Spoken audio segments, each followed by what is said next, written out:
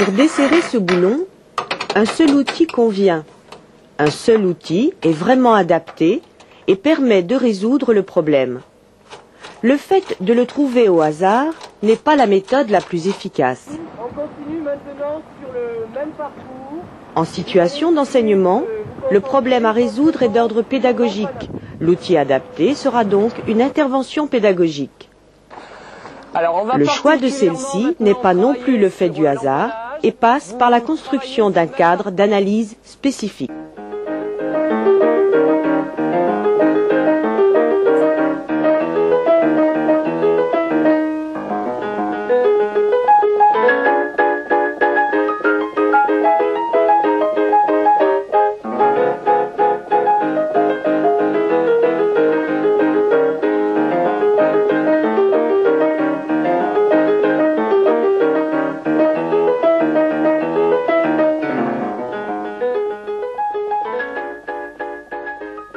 La situation de navigation qui sera le support de notre document sera l'empannage largue-largue. Pour intervenir, l'enseignant passe nécessairement par les étapes suivantes.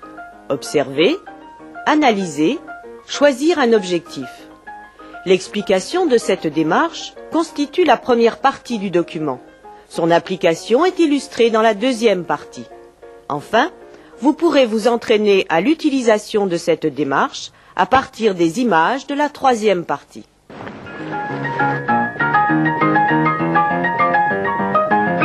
Vous tournez autour des 3 bouées dans le même sens que tout à l'heure, en essayant de tourner le plus court possible autour de la bouée d'empannage. Regarde ta voile au-dessus du wishbone, Christophe. Il faudrait la maintenir plus gonflée. Super, Sylvain. Tu sors très près de la bouée.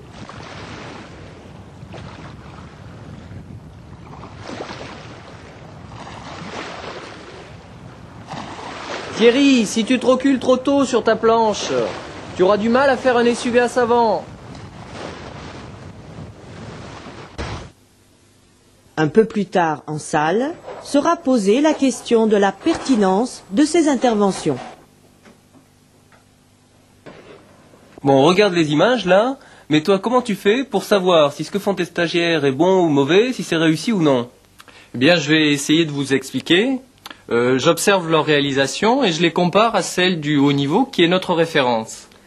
À partir de l'observation du haut niveau, l'enseignant prend des repères et va maintenant comparer la trajectoire, les commandes, le comportement de l'individu.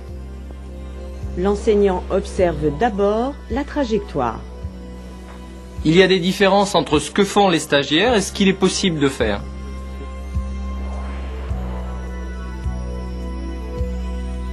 Pourquoi les trajectoires sont-elles aussi différentes? Parce que les commandes ne sont pas utilisées avec la même efficacité. Pour expliquer les différences de trajectoire, l'enseignant observe maintenant les commandes. Les commandes gréement, par exemple l'essuie-glace. Repérez bien la hauteur du point d'écoute. L'essuie-glace est dans un cas de faible amplitude et dans l'autre de grande amplitude. Alors voyons maintenant la commande parachute. Observez l'inclinaison du gréement. Dans un cas, il est au vent et dans l'autre cas, il est sous le vent. Nous allons voir la dernière commande de gréement, l'ouverture, la fermeture de la voile. S'il n'y a pas d'ouverture de la voile, elle décroche. Il faut donc ouvrir progressivement pour accompagner la rotation. L'enseignant a donné des repères pour observer les 3 commandes gréement, l'essuie-glace, le parachute, l'ouverture-fermeture. La même démarche va être appliquée maintenant aux 2 commandes flotteurs, l'assiette latérale et l'assiette longitudinale. Passons maintenant au flotteur et concentrez d'abord votre attention sur l'assiette latérale. Instable dans ce cas, très stable dans celui-ci.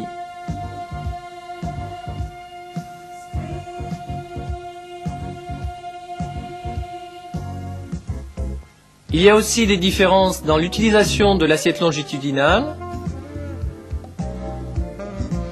à plat pour la planche de droite, très cabré à haut niveau.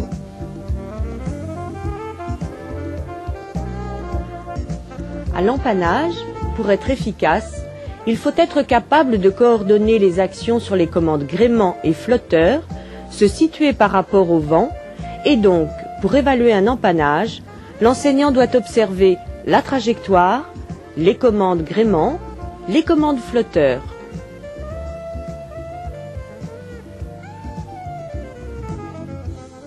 Oui, mais là, Serge, tu nous parles que du fonctionnement mécanique de la planche et le planchiste dans tout ça. Et moi dans tout ça? Le planchiste, c'est lui qui agit, c'est lui qui décide et c'est sur lui que l'enseignant va intervenir. L'intervention dépend de la cause de l'échec qui peut avoir 3 origines, affective, cognitive ou motrice. Il faut envisager maintenant ces différentes causes d'échec. L'enseignant examine d'abord les causes affectives. Ici, Bernard appréhende l'empannage à grande vitesse.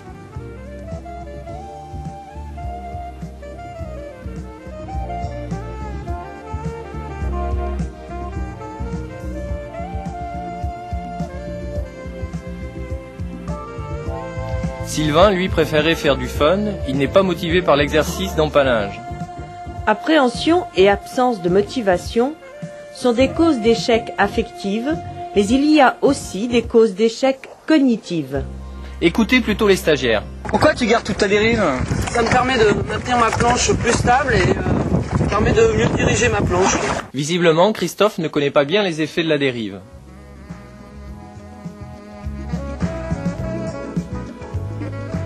Les causes cognitives s'expriment en termes de « il ne sait pas » ou « il y a confusion ». Aux causes affectives et cognitives s'ajoutent d'autres sources d'échecs possibles. Ce sont les causes motrices. En ce qui concerne les causes motrices, on peut distinguer 2 niveaux de problèmes qui correspondent à des niveaux de coordination. Au premier stade, Bernard résout tous ses problèmes d'équilibre en tirant sur le gréement. Il est dominé par son gréement. Thierry se fait arracher pour la même raison.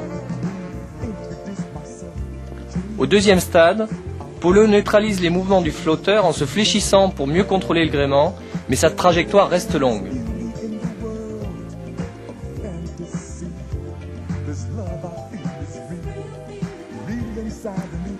Au troisième stade, les échecs se traduisent simplement par des écarts minimes de trajectoire.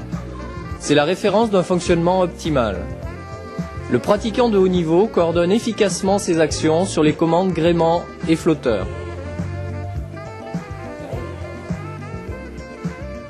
Pour évaluer un empannage, il faut donc observer, analyser, c'est-à-dire diagnostiquer la cause de l'échec qui peut être d'origine cognitive ou motrice.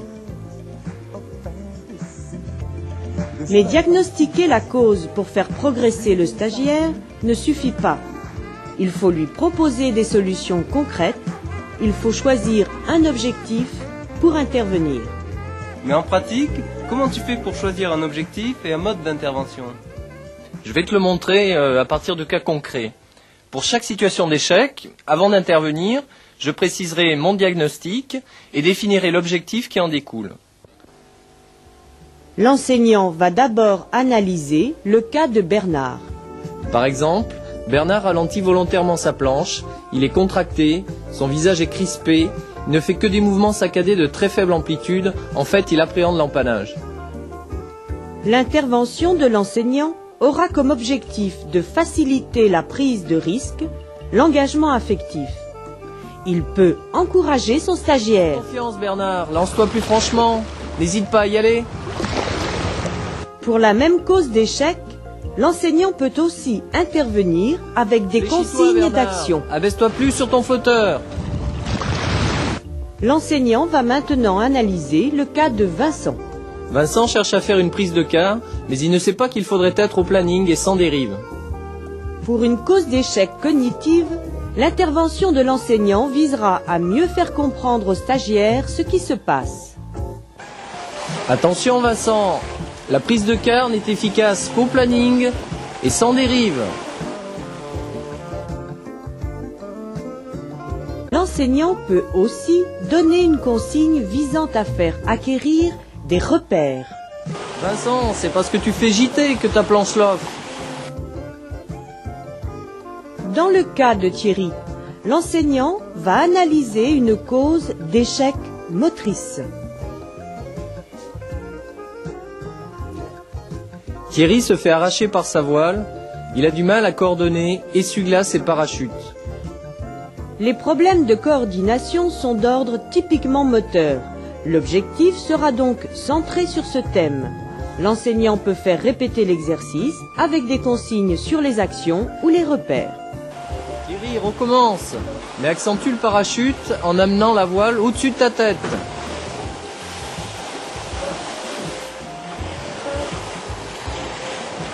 La répétition confirme la cause de l'échec. Il y a un début d'adaptation et c'est souvent le cas pour un problème moteur. L'enseignant va maintenant analyser un autre type de problème moteur. C'est le cas de Polo. Polo est obligé d'ouvrir sa voile sans arrêt depuis que le vent a forci. Il a du mal à la tenir sans harnais.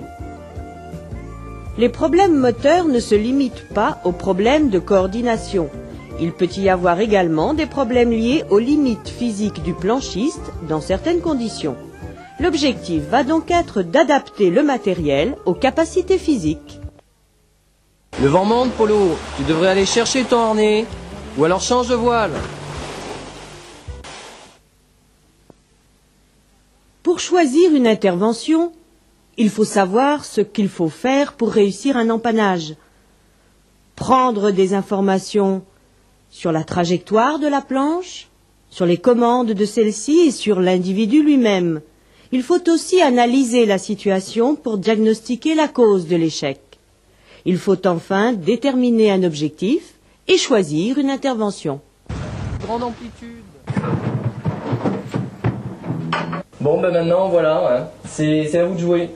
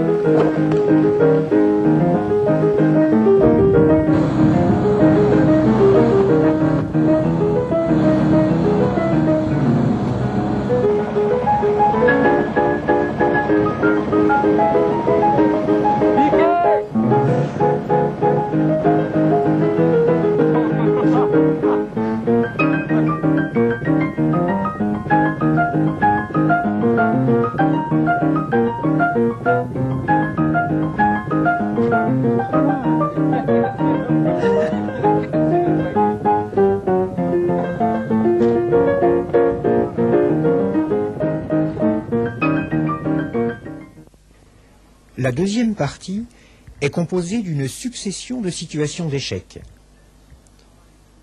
Les images sont montées à partir du moment de la manœuvre dans laquelle apparaît l'échec, dans la bâtée, l'empannage ou la relance. Il s'agit d'un répertoire que vous pourrez utiliser comme il vous plaira.